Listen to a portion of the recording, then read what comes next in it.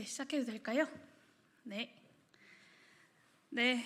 더불어민주연합 공동상임선대위원장 용혜인입니다. 민생회복지원금 도입, 이번에도 지켜만 보시겠습니까? 물가고, 민생고로 못 살겠다는 국민들의 호소 앞에 정치는 그 어느 때보다 겸손해야 합니다. 민생 현장을 제대로 이해하지도 못한 채 대파 한 단, 대파 한 뿌리 같은 이야기로 국민들 마음 천불나게 하는 이들은 정치할 자격이 없습니다. 재벌 대기업들, 서울에 몇 채씩 아파트 가지고 있는 부자들, 기득권 세력에게만 혜택이 돌아가는 수십조짜리 감세 혜택은 경제 살리기고, 평범한 서민들과 노동자들 호주머니에 25만 원씩 지원하는 건 인플레이션이니 망국적 포퓰리즘이니 하고 떠드는 자들이 바로 국민의힘 한동훈 비대위원장이고 윤석열 대통령입니다. 돈 쌓아놓고 사는 이들에게 더 퍼주는 것은 괜찮지만 호주머니 메말라가는 서민들에게, 장사 안 돼서 힘들다는 소상공인들에게 잠깐의 버팀목이 될 민생회복지원금조차 안 된다라고 잡아떼는 이들을 보면 그들이 누구의 편인지, 누구의 이익만을 대변하는 정치를 하겠다는 건지가 분명히 드러납니다. 과연 부자정당 그리고 재벌정당답습니다. 하지만 그뿐만이 아닙니다. 상황을 뻔히 알고도 아무것도 하지 않는 정치 또한 위험합니다. 대안이 없는 이들의 그 엄중하게 인식하고 있다는 말은 그저 참으라 그리고 견뎌라 라는 말일 뿐입니다. 대안이 없는 정치야말로 민생을 모르는 정치이고 미래가 없는 정치입니다. 바로 그들이 새로운 미래이고 민생회복지원금 제안에 입도 뻥끗하지 않고 지켜보고 있는 자칭 개혁정당 그리고 진보정당들입니다.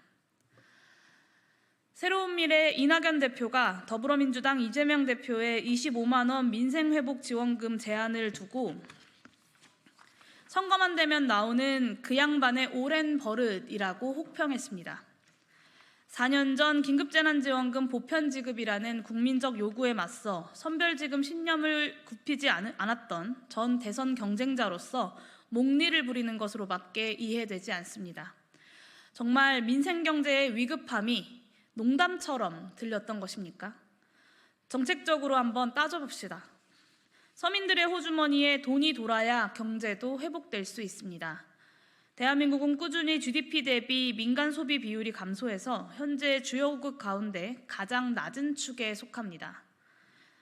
2022년과 2023년의 경제 주체별 GDP 성장 기여도 현황을 보더라도 지금은 정부 적자를 감수한 재정 지출이 요구되는 비상 상황입니다.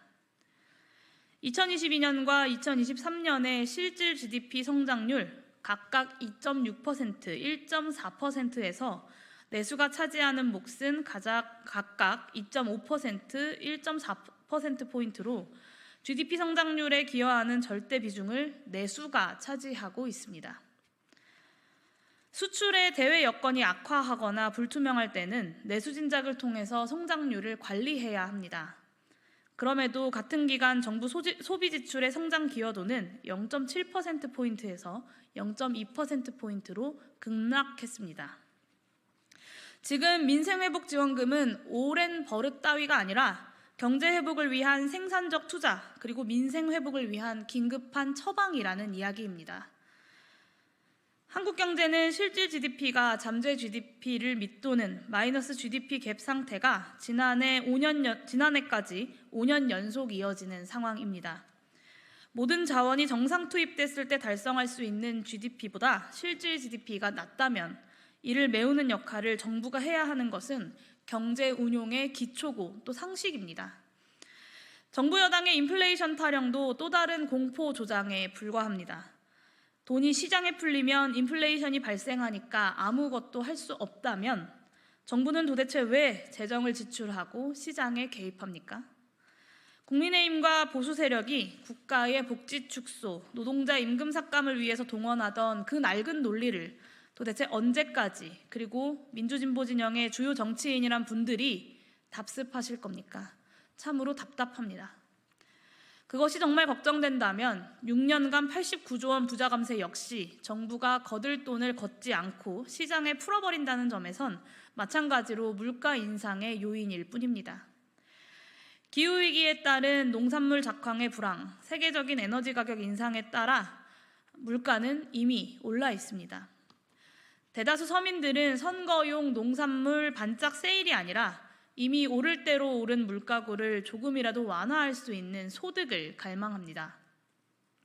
1인당 25만 원, 4인 가구 100만 원의 정부 지원금은 대통령 방문에 맞춰서 대파 한 단 875원 세일과는 비교할 수도 없는 실질적 지원책이 될 것입니다. 이낙연 대표님, 민생 회복을 위해 그리고 내수 진작을 위해 그렇다면 무엇을 하시겠습니까?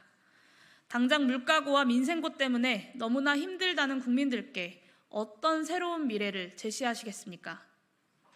김종민 대표님, 어느새 범민주진보 진영이 단결해야 된다라고 하셨던데 민생경제 살리는 민생회복지원금 25만 원을 위해서도 단결해 주십시오. 새로운 미래가 국민의힘과는 다른 미래를 선택해야 하지 않겠습니까? 민생이 무너져 내리는 지금 민생회복지원금 도입이야말로 이번 총선에서 반윤석열 민생연합의 핵심입니다. 조국혁신당과 녹색정의당 그리고 개혁신당에게도 공개적으로 입장을 표명해 주실 것을 요구합니다. 민생회복지원금 25만 원 지급을 위해서 범야권의 힘을 모으시겠습니까? 아니면 이번에도 엄중하게 지켜만 보고 계시겠습니까? 윤석열 정권 심판, 그 결과는 결국 민생 회복이어야 합니다. 부디 민생을 위해서 그리고 민생으로 윤석열 정권과 함께 싸웁시다. 기자회견 마치도록 하겠습니다. 감사합니다.